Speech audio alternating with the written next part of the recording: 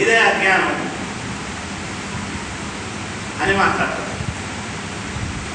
అట్లాగే ఏం నువ్వు ఇక్కడ ఉంటే మా భటులు వచ్చి నిన్ను పట్టకపోతారు, నేను బానిసం చేస్తాను, కాబట్టి నువ్వు ఇక్కడ నుంచి తొందరగా వెళ్ళిపోవడం మంచిది అని చెప్తాడు. అయితే ఆయన ఏం చేస్తాడు, ఈ కమండలము ఇవన్నీ ఉన్నాయి కాబట్టి వీటన్నిటిని పట్టుకొని బానిసలను బంధించే ప్రాంతాలన్నీ తిరగాలని 4 రోజులు కాముగా ఉండి ఆ బానిసలను బంధించే ప్రాంతాలకు పోయి అవి చూసి వస్తుంటాడు. ఆ క్రమంలోనే వేగుల వారు ఆయనను పట్టుకుంటారు. పట్టుకొని ఆయన తీసి బంధిస్తారు. మతంలోని బంధించిన తర్వాత ఏం చేయాలనేది రాజోద్యోగులు బాగా ఆలోచించి ఆయనను తీసుకొని రాజు దగ్గరికి పోయిన తర్వాత ఈయన తపస్సు చేస్తాడు. మరి ఈయన అనుమానాస్పదంగా తిరుగుతున్నాడు.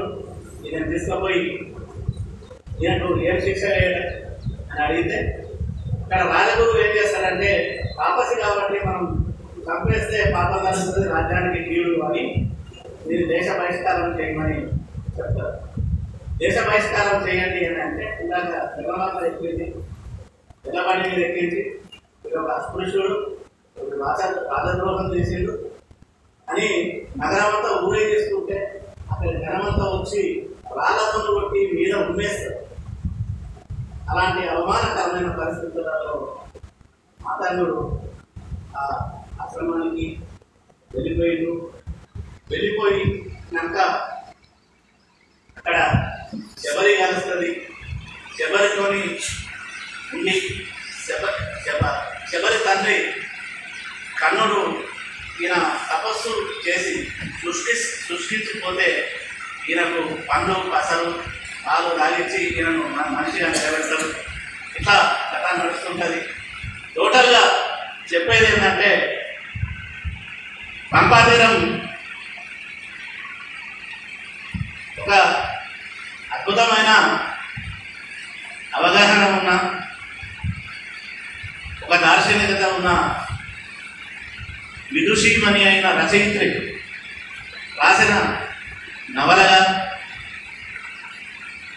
పేర్కొంటూ,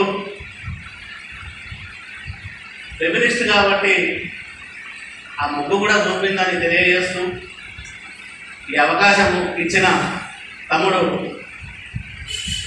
సివి కుమార్కు, అట్లాగే వేదిక మీదున్న వాళ్ళకి, నన్ను భరించినందుకు వేదిక కిందున్న వాళ్ళకి అందరికీ పేరు పేరున ధన్యవాదాలు తెలియజేస్తూ సెలవు. నమస్కారం.